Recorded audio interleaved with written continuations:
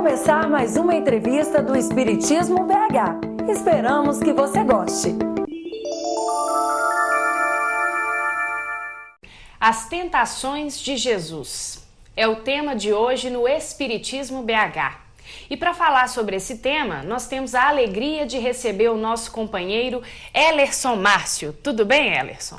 Tudo bem. Abraço aos web telespectadores. Estamos rogando a Jesus, fortaleça nossos ideais de crescimento. Que assim seja.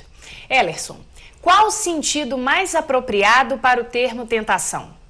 Veja bem, se a gente procura a noção de tentação que nos dá os dicionários, eles vão nos informar que é o impulso para a prática de algo censurável, não recomendável.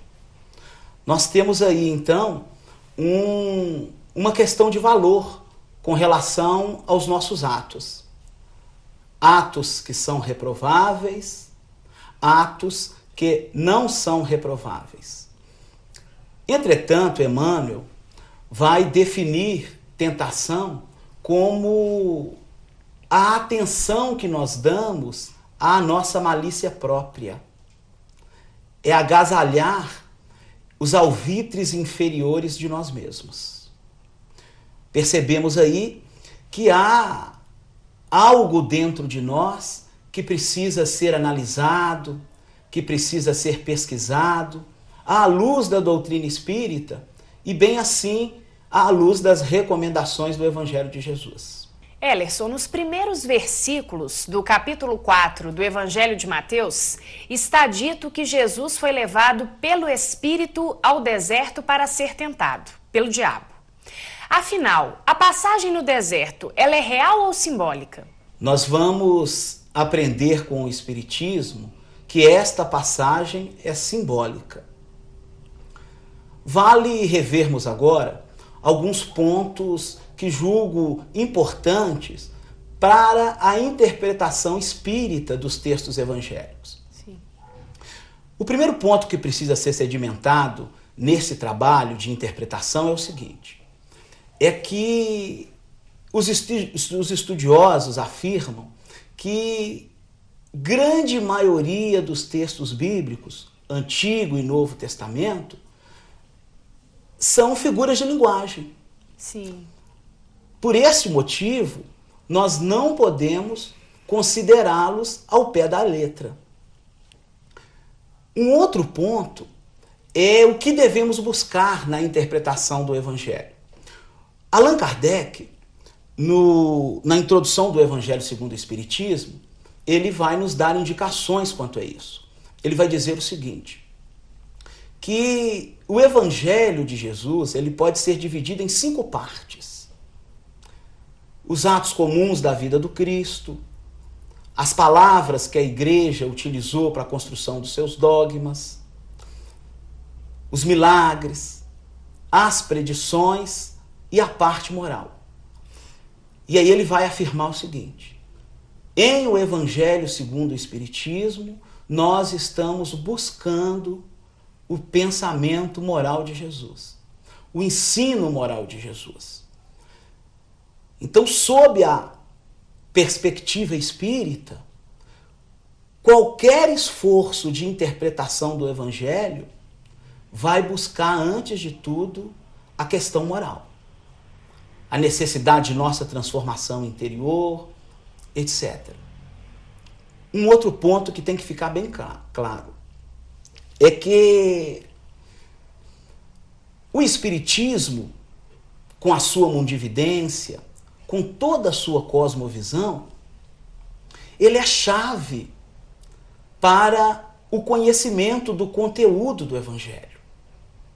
Emmanuel, o benfeitor espiritual de todos nós, teve a oportunidade de dizer que Jesus é a porta, Kardec é a chave, acenando com o seguinte pensamento: os princípios espíritas vão lançar luz para textos, e Allan Kardec vai dizer isso, ininteligíveis sem essa chave, sem essa principiologia. Por outras palavras, imortalidade da alma, reencarnação, justiça divina, comunicabilidade dos espíritos, imortalidade, eu já disse, né? Mas a evolução, porque a nossa imortalidade não é uma imortalidade estanque. É uma imortalidade que vivenciamos, mas no trabalho evolutivo. E um outro ponto que eu gostaria de ressaltar é o que o próprio Emmanuel nos apresenta quando começa o seu esforço interpretativo das lições de Jesus, em o livro O Caminho, a Verdade e a Vida. Na introdução desse livro, ele vai deixar claro para a gente que as Escrituras não são de interpretação particular. Como é que nós devemos entender essa proposta de Emmanuel? Primeiro ponto é que não há uma interpretação melhor que a outra, mais responsável que a outra. A interpretação que o Espiritismo dá não é melhor que a interpretação que outras religiões valiosas dão ao mesmo tempo. Esse é um primeiro ponto, quando a gente vai analisar isso de que a interpretação das Escrituras não é particular. Agora, um outro ponto interessante, e esse eu julgo de maior importância, é que quando se diz que a interpretação não é particular, está apontando aí para a questão da própria moralidade, sabe? De que existem critérios objetivos para a ação moral. Alguns pensadores, servindo aí de resumo para que outros pensadores no campo da filosofia nos ensinam, dizem o seguinte, e aí cada autor desse que eu vou citar vai representar uma visão da filosofia com relação à moralidade. Eles vão dizer o seguinte, e por todos, Kant, a moralidade tem fundamento na razão. Vai representar um grupo de filósofos. Hume vai dizer o seguinte, que a moralidade ela tem base nas paixões humanas. Enquanto que Kierkegaard, representando um outro grupo, vai dizer que é na vontade humana. Então a gente vai percebendo aí que a moralidade, então, ela é relativizada. Cada um faz o que quer, consoante a sua razão, consoante os seus desejos, suas paixões, e bem assim a sua vontade. Então nós estamos no campo da subjetividade. Só que o Espiritismo resolve a questão da seguinte forma.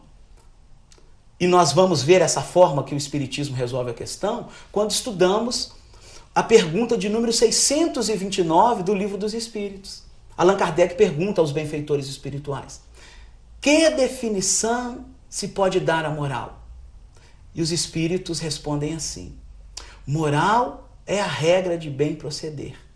Isto é, distinguir o bem do mal. E acrescentam, fundamenta-se nas leis divinas. Então vejam, para o Espiritismo, há uma fundamentação objetiva para a moral, que são as leis divinas. Então, quando Emmanuel nos ensina, na introdução do livro Caminho, a Verdade e a Vida, que as Escrituras não são de interpretação particular, a meu sentir, ele quer dizer também que há critérios objetivos fundamentados na lei divina.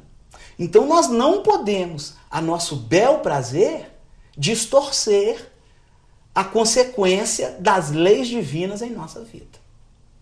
Então, essa tentação de Jesus seria simbólica, retornando ao Evangelho. Puramente simbólica. Aliás, nós vamos encontrar no capítulo 15 do livro A Gênese uma mensagem de São João Evangelista comentada por Allan Kardec. E nesta mensagem, São João Evangelista vai ser claro. Vai dizer assim, olha, a passagem é simbólica. Não deve, portanto, ser interpretada ao pé da letra. E que significa então, Ellerson, ser levado pelo Espírito ao deserto? É um tanto complexa, sabe, Rosário, a interpretação desse primeiro versículo que inicia o texto em Mateus capítulo 4, né, o verso 1, Sim. até o versículo 11, mas é justamente no verso 1 que se começa agora. E Jesus é levado pelo Espírito ao deserto para ser tentado pelo diabo. Esse versículo, ele é a introdução de todo o ensinamento que nós encontramos nessa passagem do Evangelho. A tentação de Jesus. E ele vai nos remeter ao entendimento de que nós precisamos, ou melhor, nós temos certos momentos de nossa vida em que deveremos nos despojar das exigências do ego. É a concepção da noite escura de São João da Cruz. Não apenas dele, mas também nós podemos entender esse versículo relembrando o que aconteceu com Paulo logo depois de seu encontro com Jesus na estrada de Damasco, quando ele é curado, esse curado entre aspas aí, né, da cegueira por Ananias. Narra o texto que ele sente escamas se desfazendo de suas vistas, de seus olhos. Isso significa que o processo evolutivo vai exigir de nós deixarmos de lado o egoísmo, as implicações do orgulho. Então somos nós conosco mesmos, sem máscaras. Sabe? E é nesse momento que surge a oportunidade da evolução, de se aproveitar uma oportunidade para se melhorar, conforme nós vamos verificar aqui na continuidade dos estudos das tentações de Jesus. Explique então para a gente, por favor, a utilização em muitas Bíblias do termo diabo. Nós teremos, Rosário, que nos referir às interpretações que as outras filosofias também dão a esse tema. Para muitas filosofias, o diabo é uma criatura individualizada, exterior ao homem, e que sempre o está induzindo ao mal. Nesse sentido, o Espiritismo vai mostrar um ponto de vista diferente. O diabo, para o Espiritismo, e aí nós estamos trabalhando assim, aqui a questão de um ser individualizado, né? Não é nada mais, nada menos que um espírito ignorante ainda, às vezes mau, sarcástico, mas que não vai permanecer no mal eternamente. É um espírito inferior. Sob esse prisma, nós podemos dizer que nós também muitas vezes nos fazemos de diabo, quando mentimos, manipulamos, externamos o nosso orgulho, o nosso egoísmo, etc. Mas há interpretadores do Evangelho que vão dizer que o diabo, ele vai simbolizar os alvitres inferiores do homem, os sentimentos negativos. E por isso, nós vamos ver na tradução desse verbete, né, diabo, o seguinte: adversário, contraditor, e por aí vai. Ellerson, e por que então a necessidade de Jesus ser tentado? É preciso deixar bem claro que Jesus não foi tentado. Nós dizíamos que esta passagem é simbólica. São João Evangelista, no texto citado, que nós vamos encontrar, eu repito, no capítulo 15 de A Gênese, vai dizer o seguinte, que Jesus quis mostrar com isso que a humanidade os homens, portanto, somos falíveis. E que precisamos estar atento a esses impulsos inferiores que, vez que outra, parecem querer comandar as nossas vidas.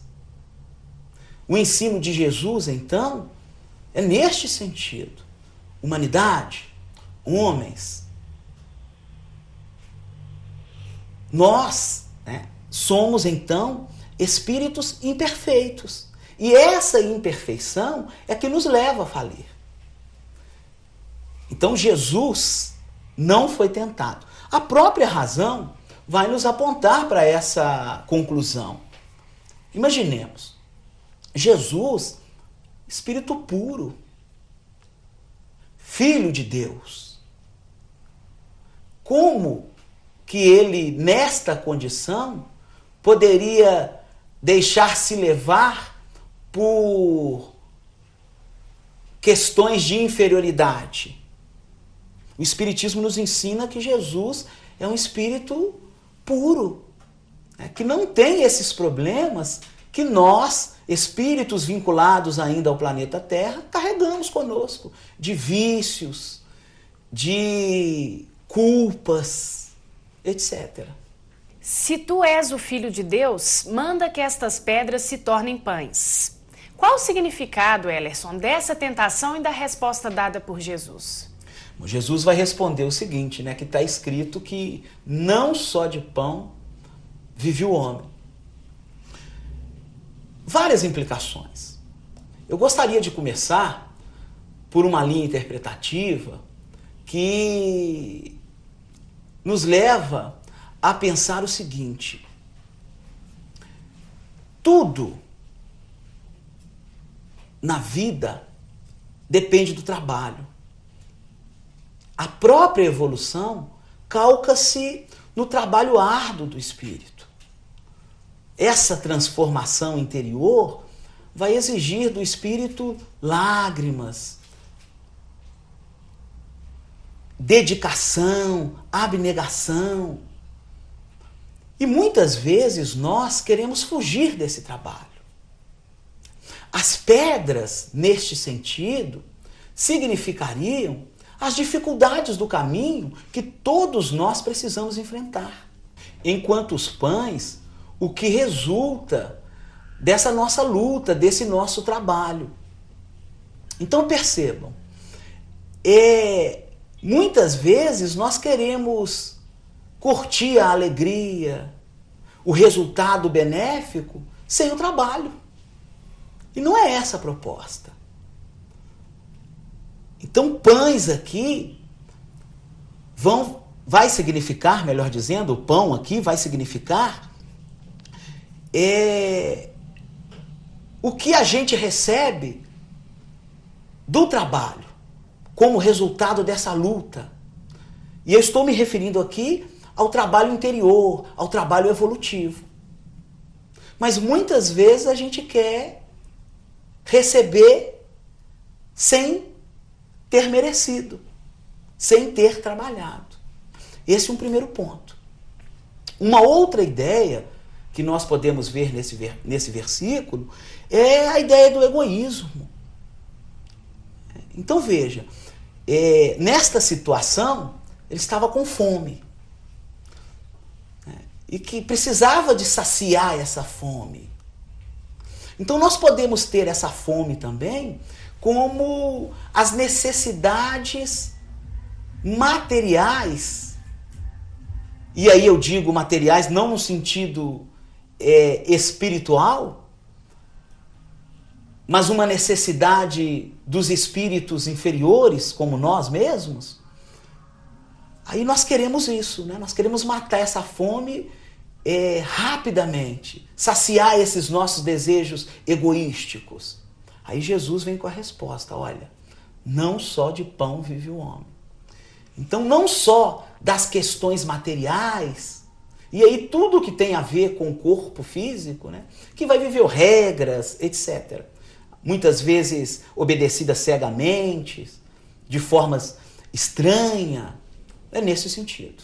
Explica pra gente agora a queda do pináculo do templo. Bom, nesta passagem é narrado o seguinte, que Jesus é levado pelo tentador, pelo diabo, pelo adversário, ao lugar mais alto do templo. E o tentador diz a ele assim, salta-te daí, lança-te daí, que os anjos virão e te salvarão. Aí Jesus vai e responde, também está escrito, né, que não tentarás ao Senhor. Vejo nesse versículo o cuidado que nós religiosos devemos tomar com relação ao aprendizado que nós vamos amealhando no nosso trabalho religioso. Então veja, Jesus é levado ao pináculo do templo. E esse Jesus, eu ainda não expliquei, ele pode significar também tudo de bom que a gente tem. As ideias superiores, etc. Então não é a personificação de Jesus, mas antes os bons alvitres, as propostas de crescimento, os desejos bons, as ideias boas, tudo isso também vai representar Jesus, porque Jesus também representa tudo de bom. Então, no pináculo do templo, é como se nós estivéssemos bem no conhecimento que as diretrizes religiosas nos propõem. Olha, eu sei então, para falar do Espiritismo, muito bem o que é a reencarnação. Eu participo das tarefas Campanha do Quilo, Reunião Mediúnica. Eu já li todas as obras de André Luiz, li Kardec várias vezes. Olha, eu conheço bem. Mas esse versículo está nos apontando o seguinte, olha, cessa com a sua vaidade, porque o seu conhecimento não permite que você faça qualquer coisa. Esse seu conhecimento, por si só, não te dá o amparo dos espíritos superiores, dos mensageiros do bem. Então é preciso que a gente haja diante do conhecimento que a gente possui sem temeridade, com consciência, nunca procurando tentar subjugar as forças superiores, representadas aqui pelos anjos do Senhor. Comente então a terceira e última tentação. Narram os evangelhos, Rosário, que nesta terceira tentação, Jesus é levado a um monte muito alto. E lá é-lhe mostrado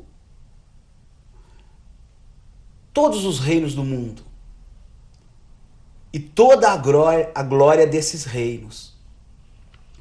E o diabo vai e diz a Jesus, tudo isso lhe darei se prostrado me adorares. Aí Jesus responde, afasta-te, Satanás, porque também está escrito, ao Senhor teu Deus adorarás e, portanto, a Ele obedecerás. Particularmente, vejo nesse versículo uma advertência ao nosso orgulho, a querer dominar as coisas, os seres, a impor nossas opiniões. Mas há também uma outra interpretação interessante, e aqui eu quero me valer também do ensinamento de Jesus, agora que a gente encontrado, melhor dizendo, no capítulo 8, versículo 33, 36 do Evangelho de Marcos, que Jesus diz assim, que vale ao homem ganhar o mundo e perder a alma? Nós podemos analisar esse versículo da tentação de Jesus valendo-nos deste ensino que Jesus nos dá em Marcos. o mais importante para o espírito não são as coisas do mundo e o mundo.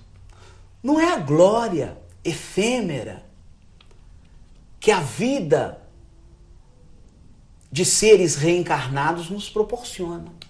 Mesmo porque a reencarnação, ela encontra-se impingida da transitoriedade. Tudo na vida passa. A feiura, a beleza, a alegria, a tristeza. Diante dessa precariedade, como podemos falar de glórias? É impossível. Por oportuno, estou me lembrando de uma passagem que os biógrafos de Chico narram, interessante, que nos faz entender um pouco melhor essa precariedade das coisas do mundo. Narram o seguinte, que Chico, no momento de dor assim extrema, solicitou a Emmanuel a possibilidade de receber um comunicado de Maria de Nazaré. Eu lia o texto e ficava imaginando assim, né? Veja, o melhor médium de todos os tempos recebendo uma comunicação de Maria de Nazaré. Aí eu imaginava, laudas e laudas. Só que antes, né, Emmanuel diz assim, olha, eu preciso consultar. Chega um dia que ele diz, olha, foi permitido, Maria vai se comunicar. E chegou esse grande dia, essa grande oportunidade na vida do Chico. E Maria de Nazaré dita o seguinte para o Chico, tudo passa, ponto, mais nada. E Chico fica feliz porque ele chega à conclusão que o sofrimento que ele estava vivendo iria passar, mais dia menos dia. Só que os biógrafos continuam narrando que ato contínuo Emmanuel se apresenta e fala assim, as alegrias também, Chico. Eu estou citando esse caso para mostrar para a gente que tudo que diz respeito à reencarnação passa.